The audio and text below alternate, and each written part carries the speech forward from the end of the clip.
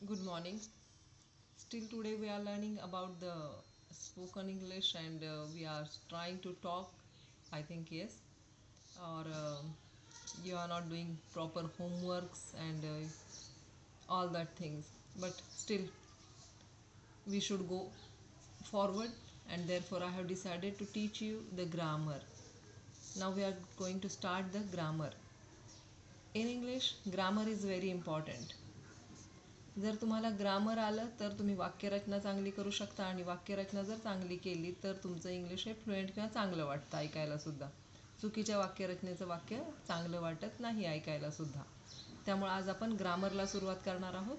या ग्रामरमध्ये आपण पहिल्यांदा पाहणार आहोत की आपण जी वाक्य बोलतो त्याचे किती प्रकार आहेत. कारण आपण पहा, बऱ्याच वेळा आपण उद्गारवाचक बोलतो किंवा प्रश्न विचारतो किंवा बऱ्याच वेगवेगळ्या पद्धतीने आपण वाक्य बोलत असतो. मग हे जे वाक्य आहेत त्याला म्हणतात काइंड्स ऑफ सेंटेन्सेस. आणि घाई करू नका उगच लवकर येण्याची. हळूहळू जर शिकत गेलात तर हळूहळू तुमच्या लक्षात राहील. एक एक टॉपिक पक्का करत जायचं आहे आपल्याला. उगच घाई करून पळायचं नाही आहे. काइंड्स ऑफ सेंटेन्सेस पहा, याच्यामध्ये वाक्यांचे प्रकार. काइंड्स ऑफ सेंटेन्सेस, काइंड्स म्हणजे काय? प्रकार. काइंडचा दुसरा अर्थ काय होतो? दयाळू. पण आपल्याला जेव्हा एस लावतो आपण तेव्हा त्याचा अर्थ काय होतो? काइंड्स ऑफ सेंटेन्सेस म्हणजे वाक्यांचे प्रकार. पूर्ण अर्थ व्यक्त करणाऱ्या शब्दसमूहाला आपण काय बोलतो? सेंटेन्सेस. ओके, सेंटेन्स बोलतो, वाक्य बोलतो. वाक्य म्हणजे काय? तर ज्या याच्या शब्दरचनेमधून आपल्याला एखाद्या गोष्टीचा पूर्ण बोध होतो, पूर्ण अर्थ समजतो, त्याला आपण वाक्य म्हणतो. पहा, मी हा शब्द आहे, आंबा आहे, मी आंबा. काय केलं आपण? खाल्ला, फेकला, काही कळत नाही. पण जेव्हा आपण मी आंबा खाल्ला असं म्हणतो तेव्हा त्याच्यातून आपल्याला पूर्णपणे अर्थ कळतो की आपल्याला नक्की काय म्हणायचं आहे. आणि अशा जे वाक्यरचनेतले फरक आहेत त्यानुसार हे प्रकार पडतात. वाक्य तेच असतं, फक्त काय केलेलं आहे? रचना बदललेली आहे. रचना बदलली की वाक्याचा प्रकार बदलतो. आता इंग्रजीमध्ये पहा, 4 प्रकारचे वाक्य आहेत. पहिलं आहे स्टेटमेंट, म्हणजे साधं वाक्य, किंवा त्याला दुसरं नाव काय आहे? Assertive sentence. ओके, स्टेटमेंट और असर्टिव्ह सेंटेन्स म्हणजे विधानार्थी वाक्य. मी मुलगी आहे, मी मुलगा आहे, मी गावाला चाललोय, मी हे खाल्लंय, मी हे पिलोय, हे सगळे काय आहेत? विधानार्थी वाक्य. रचना कशी आहे? साधी. I am a girl, I am a boy, I am going to the Baramati. हे सगळे वाक्य कसे आहेत? विधानार्थी वाक्य आहेत. दुसरा प्रकार जो आहे क्वेश्चन, हा आपला आवडता प्रकार आहे. आपण नेहमी प्रत्येकाला बोलताना प्रश्नार्थक बोलतो.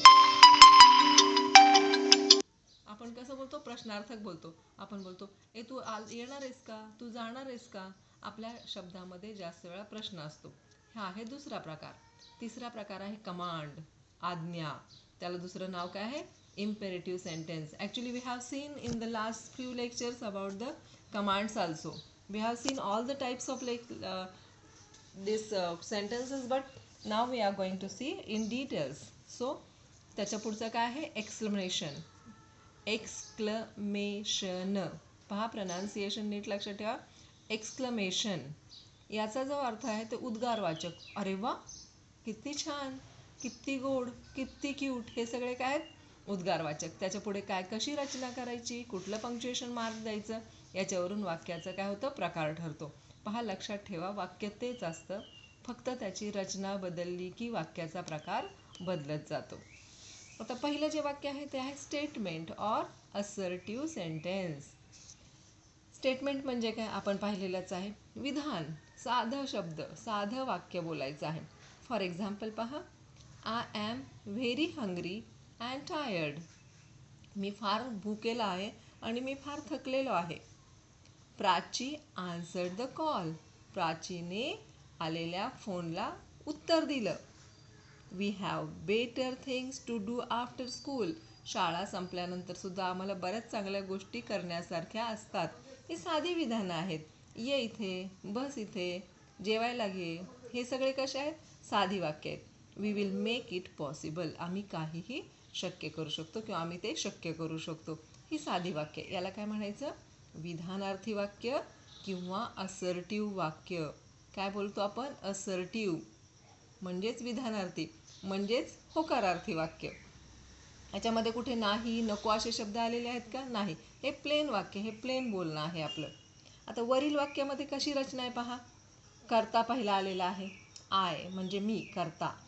त्यानंतर क्रियापद आणि संबंधित शब्द देऊन शेवटी पूर्णविराम आहे.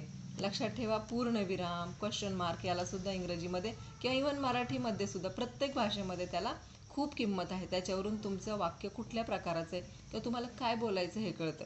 पहा, वरील वाक्यामध्ये कशी रचना आहे. कर्ता, ओके, प्रथम आला. त्यानंतर क्रियापद, कर्ता कर्म क्रियापद ही मराठीची रचना झाली. पण इंग्रजीमध्ये रचना करताना कशी करणार आहोत. कर्ता, क्रियापद आणि नंतर उरलेले सगळे शब्द. फॉर एक्झाम्पल पहा, प्राची आन्सर्ड द क्वेश्चन. इथं कोण कर्ता आहे. प्राची. तिने काय केलेलं आहे. आन्सर दिलेलं आहे. आन्सर्ड, आन्सर्ड हे काय क्रियापद आहे. म्हणजे प्राची आन्सर्ड द क्वेश्चन. कर्ता, क्रियापद आणि कर्म. कळाली ही रचना इंग्रजीमध्ये. मराठीमधली रचना आणि इंग्रजीमधल्या रचनेमध्ये हा फरक आहे. इंग्रजीमध्ये कर्ता, कर्म आणि क्रियापद असतं. इथं मात्र कर्ता, क्रियापद आणि कर्म हे शेवटी येतं. ओके, कळालं. त्याच्यानंतर आय ॲम व्हेरी हंग्री. मी फार भुकेला आहे. आय मी कर्ता, ॲम हे क्रियापद आहे ना, आपण शिकलेलो आहोत हे. आणि व्हेरी हंग्री हे काय कर्म आहे. मला खूप भूक लागली आहे. ओके, आता हे जे स्टेटमेंट आहे, ही जी वाक्य आहेत ही कशी आहेत. दोन प्रकारची असतात. स्टेटमेंट आपण कायम होकारार्थी बोलतो का. नाही, कधी कधी आपण नकारार्थी पण बोलतो. त्याला काय बोलतात. अफर्मेटिव्ह म्हणजे होकारार्थी. लक्षात ठेवा, असर्टिव्ह म्हणजे विधानार्थी, अफर्मेटिव्ह म्हणजे होकारार्थी आणि निगेटिव्ह म्हणजे नकारार्थी. विधान, होकारार्थी वाक्य. आपण विधान कसं करतो. एकतर होकारार्थी किंवा नकारार्थी करतो. All examples given about is affirmative. मी मगाशीच सांगितलं की असर्टिव्ह सेंटेन्सेस हे बऱ्याच वेळा अफर्मेटिव्ह सेंटेन्सेस असतात. म्हणजे आपण कसं बोलतो. पॉझिटिव्हली बोलतो किंवा आपण कसं बोलत असतो तर विधानात्मक बोलत असतो आणि त्याच्यातून होकारार्थी बोलत असतो बऱ्याच वेळा. त्याला म्हणतात अफर्मेटिव्ह. काय म्हणतात. अफर्मेटिव्ह. याचा उच्चार कसा करणार. अफर्मेटिव्ह. त्याच्यानंतर निगेटिव्ह. निगेटिव्ह म्हणजे नकारार्थी. कळालं इथपर्यंत.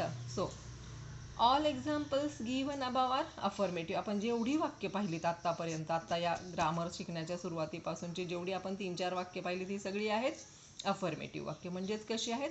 होकारार्थी वाक्य आहेत.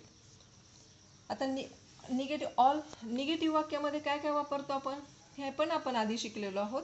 तरीसुद्धा पुन्हा सांगते. निगेटिव्ह वाक्य जेव्हा आपण करतो तेव्हा काय काय वापरतो.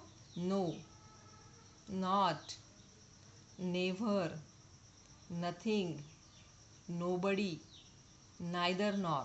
ओके, हे जेवढे नची बाराखडी आहे ना ती सगळी आपण कुठे वापरणार आहोत. निगेटिव्ह वाक्यामध्ये. ओके, आता शब्दात कसा उपयोग करणार आपण. This will not do. हे करू नको किंवा हे करायचं नाही. In those days there were no buses and railways. पहा, आता सिच्युएशन अशी आहे की आपल्याकडे रेल्वेज, बसेस बंद आहेत. मग कसा वाक्यात उपयोग करणार.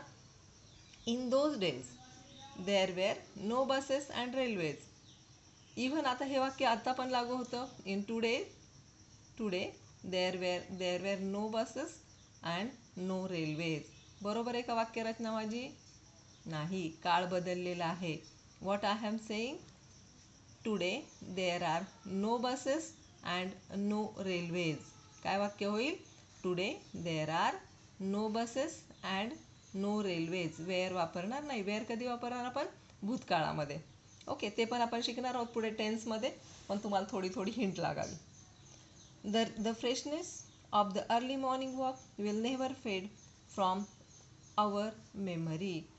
सकाळ सकाळचं जे फिरायला जातो आपण त्याच्यामधून जे फ्रेशनेस येतं त्याच्यामधून आपल्याला काय होतं. आपली बौद्धिक क्षमता वाढते. आपण आनंदी राहतो किंवा आपण पॉझिटिव्ह राहतो. हा झाला असर्टिव्ह टाईप. असर्टिव्ह टाईपमध्ये 2 टाईप पाहिलेत आपण. पहिला कुठला. अफर्मेटिव्ह आणि निगेटिव्ह. ओके, असर्टिव्हला काय म्हणायचं. विधानार्थी वाक्य. अफर्मेटिव्ह म्हणजे काय. होकारार्थी. निगेटिव्ह म्हणजे काय. नकारार्थी. कळालं हा काइंड्स ऑफ सेंटेन्स. पहिलं वाक्य कळालं. आता दुसरा प्रकार आहे क्वेश्चन. क्वेश्चन म्हणजे काय तर प्रश्न. Questions or interrogative sentences. Listen, हे शब्द नीट लक्षात ठेवा, तिथं लिहून ठेवा. Interrogative sentences. मी जे उच्चार बोलते ते तुम्ही पुन्हा पुन्हा ऐका, तुम्ही ते उच्चार करण्याचा प्रयत्न करा. इंटरोगेटिव्ह मीन्स काय? प्रश्नार्थक वाक्य. वाक्य कशी आहेत? प्रश्नार्थक. ही पण पुन्हा दोन प्रकारची असतात. WH क्वेश्चन्स असतात. वाय, व्हेन, वेअर, विच, हे सगळे आपले WHचे प्रश्न आहेत. आणि दुसरे आहेत ते व्हर्बल क्वेश्चन्स असतात. तर WH क्वेश्चनमध्ये पहा, WH शब्दांनी सुरू होणारे शब्द आहेत. त्याच्यामध्ये अशा प्रकारचे प्रश्न कसे बोलले जातात? Who, what, where, why, when, which, whose, how, whom, हे सगळ्यांना काय बोललं जातं? WH. ज्याची सुरुवात W आणि Hनी केली जाते त्याला म्हणायचं WH क्वेश्चन्स. आणि अशा शब्दांची सुरुवात कशाने होते? हे प्रश्नार्थक शब्द आहेत. प्रश्नार्थक. वेअर, व्हॉट, व्हॉट म्हणजे काय, वेअर कुठे, हे सगळे शब्द आपल्याला प्रश्नार्थक, याला बोलतात WH टाईप क्वेश्चन्स. ओके. या प्रश्नांच्या उत्तरात काहीतरी माहिती अपेक्षित असते. आपल्याला काहीतरी माहिती हवी असते समोरच्याकडून. त्याचं उत्तर आपल्याला येस किंवा नो मध्ये देता येत नाही. Where is mother? आई कुठं आहे? याला आपण येस किंवा नो ने उत्तर देऊ शकतो का? तर नाही. आपण बोललो येस. म्हणजे काय? वेअर इज मदर, आई कुठे आहे? येस म्हणजे होय. Where is mother? नो. याला असं उत्तर देता येत नाही. याच्यामधून आपल्याला काहीतरी माहिती हवी असते आणि ती माहिती मिळवण्यासाठी आपण हा प्रश्न विचारलेला असतो. त्यामुळे याचं उत्तर कसं येणार आहे? पूर्ण वाक्यामध्ये येणार आहे. हू आर यू? तुम्ही कोण आहात? त्याच्यानंतर पहा, वेअर इज माय रोब? माझं रोब कुठे आहे? How can I forget your generosity? किंवा why are you looking for the ring in this place? हे सगळे शब्द आपल्याला WHचे प्रश्न आहेत. Where are you? याचे एक्झाम्पल्स तुम्ही पण लिहू शकता. Who are you? Where are you going? What's you are doing? What's you are eating? कितीतरी वाक्य आपण याची बनवू शकतो WHचे. सो हू आर यू वाक्यामध्ये पाहता पुन्हा रचना. रचनेवर आपली वाक्य सगळी डिपेंड आहेत. आपले जे चारही प्रकार आहेत शब्द वाक्यांचे ते सगळे रचनेवर डिपेंड आहेत. हे रचनेवर डिपेंड असल्यामुळं रचना बदलली की वाक्याचा प्रकार बदलणार आहे. हू आर यू हे वाक्य पहा, तुम्ही कोण आहात? या वाक्यात प्रथम कोण आलेला आहे? हू. WHO. हू हा प्रश्नार्थक शब्द आलेला आहे. आणि त्यानंतर लगेच काय आलेलं आहे? आर हे क्रियापद आलेलं आहे. आणि क्रियापदानंतर यू हा कर्ता आला आहे. व शेवटी प्रश्नचिन्ह आलंय. प्रश्नचिन्ह सुद्धा इथं महत्त्वाचं आहे. आपण क्वेश्चन लिहितो, तुम्ही व्हॉट्सअपला टायपिंग करता, क्वेश्चन विचारताना पुढे प्रश्नचिन्ह लिहित नाही. काय अर्थ घ्यायचा? विधानार्थी. त्यामुळं इथं प्रश्नचिन्ह आवश्यक आहे. Punctuation mark is very very important in English. Okay. आपण शिकणारच आहोत पंक्च्युएशन मार्कसुद्धा, पण ते नंतर शिकू. कारण आता आपण बोलायला शिकतो आहोत, तर आपल्याला आधी वाक्यांचे प्रकार माहिती असायला पाहिजे. पंक्च्युएशन मार्क वगैरे देणं हे तुमच्या लिखाणाच्या प्रकारामध्ये येतं. सो हिअर, म्हणून हे वाक्य कसं आहे? WH टाईप आहे. सुरुवात कशाने झाली? WHO. हू. WH हा टाईप आहे म्हणून हे वाक्य प्रश्नार्थक आहे. या वाक्याची रचना कशी येते पहा. प्रथम WHचा शब्द येतो, त्यानंतर प्रश्नार्थक शब्द येतो, त्याच्यानंतर क्रियापद येतं. पहा, WH क्रियापद आणि कर्ता, इतर शब्द व शेवटी प्रश्नचिन्ह. मी चौकोन बॉक्समध्ये टाकलेलं, त्याला स्टार केलेलं, हे तुम्हाला लक्षात ठेवण्यासाठी, हे तुमच्या नीट लक्षात राहावं म्हणून. सो याच्यावर तुम्हाला होमवर्क आपण छोटासा देऊया. अशी छोटी छोटी वाक्य बनवा प्रश्नांची. प्रश्न बनवा. किमान 50 वाक्य बनवा बरं प्रश्नांची, म्हणजे तुम्हाला आपोआप प्रश्न विचारता येईल. कारण प्रश्न विचारणं आपला आवडता छंद आहे. ओके. सो आता WH युक्त प्रश्नात काही विधानार्थी वाक्याप्रमाणे प्रथम कर्ता व नंतर क्रियापद अशी रचना येऊ शकते. पहा आता, which boy is the best? कुठला मुलगा बेस्ट आहे? बॉय हे क्रियापद आहे इथं. सॉरी, बॉय हे काय? कर्ता आहे. WHच्या प्रश्नाने सुरुवात झाली. बॉय हे कर्ता आहे आणि इज द बेस्ट इज कर्म आहे. Okay. Whose books are on the table? कुणाची पुस्तकं टेबलवर आहेत? Who came here first? कोण सगळ्यात आधी इथं आलेलं आहे? हे झाले दोन टाईपचे प्रकार. दोन टाईप पाहिलेत आपण वाक्याचे. कुठले कुठले? पहिला कुठला होता? विधानार्थी. आणि दुसरा कुठला आहे? Question type. ओके, कळाले दोन्ही पण टाईप तुम्हाला? आता क्वेश्चनमध्येच आपल्याला काय आहे, दोन टाईप्स आपण पाहिले होते. पहिलं WH आणि दुसरं काय पाहिलं होतं आपण, व्हर्बल. व्हर्बल म्हणजे काय, तोंडी बोललेलं, म्हणजेच हे केलेलं. क्रियापदांनी सुरू होणारे शब्द. काय, क्रियापदांनी सुरू होणारे शब्द.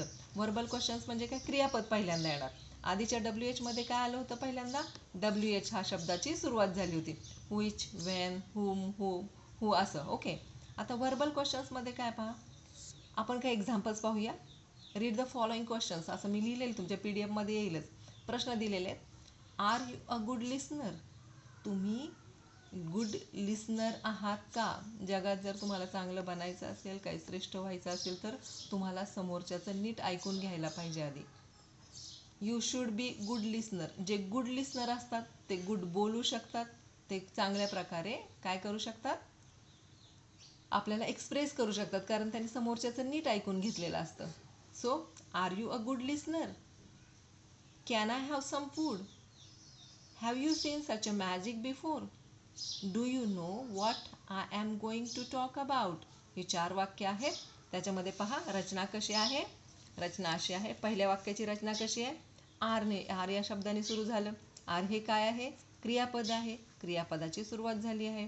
त्यानंतर यू हा कर्ता आलेला आहे आणि त्यानंतर इतर शब्द आलेले आहेत. म्हणजे सर्वात आधी काय येणार आता आपल्याकडे, क्रियापद, त्याच्यानंतर कर्ता आणि त्याच्यानंतर अदर वर्ड्स आणि सर्वात शेवटी इम्पॉर्टंट क्वेश्चन मार्क. जोपर्यंत तुम्ही क्वेश्चन मार्क देत नाही तोपर्यंत तुमचं वाक्य हे प्रश्नार्थक मानलं जात नाही. सो अशा प्रकारच्या वाक्याला काय म्हटलं जातं, व्हर्बल क्वेश्चन्स. आता या प्रश्नांची उत्तरे कशी देणार आपण, येस किंवा नो मध्ये. मागे प्रश्न विचारला तर आपण येस किंवा नो मध्ये उत्तर देऊ शकत होतो का, तर नाही. आता इथं आपण कसं उत्तर देणार, येस किंवा नो मध्ये. Are you a good listener? Yes I am, मी गुड लिसनर आहे. Can I have some food? मला काही जेवण मिळेल का, yes or no. You can answer it this questions in two yes or no type. आधीच्या प्रकारामध्ये आपण WH मध्ये आपण येस किंवा नो मध्ये उत्तर देऊ शकत होतो का, तर नाही. आता मात्र आपण येस किंवा नो मध्ये उत्तर देऊ शकतो. पहा, या प्रकारच्या प्रश्नाला काय म्हटलं जातं, व्हर्बल प्रश्न म्हणतात. आणि याच प्रश्नांची उत्तरं येस किंवा नो मध्ये देता येतात. आता व्हर्बल क्वेश्चन्स कसे, कुठले कुठले शब्द वापरले जातात विचारताना पहा. Can, have, do, am, is. प्रत्येकामध्ये स्वल्पविराम आहे. कॅन नंतर स्वल्पविराम आहे, म्हणजे पॉज आहे, थांबलेला तो वेगळा शब्द आहे. Can, have, do, am, is, was, are, were, shall, will, does, did, has, had, may या शब्दांनी किंवा या क्रियापदांनी हे प्रश्न सुरू झालेले असतात. तर त्याचं उत्तर कसं येणार आहे, येस किंवा नो मध्ये येणार आणि त्याच्या पुढे तुमचं वाक्य असणार आहे. ओके, कळाले हे 2 टाईप्स तुम्हाला? ठीक आहे, आजच्या पुरतं बस एवढं. तुम्ही नीट करा, आधीचा होमवर्क पाठवा, कारण होमवर्क नाही केला तर काही होणार नाही.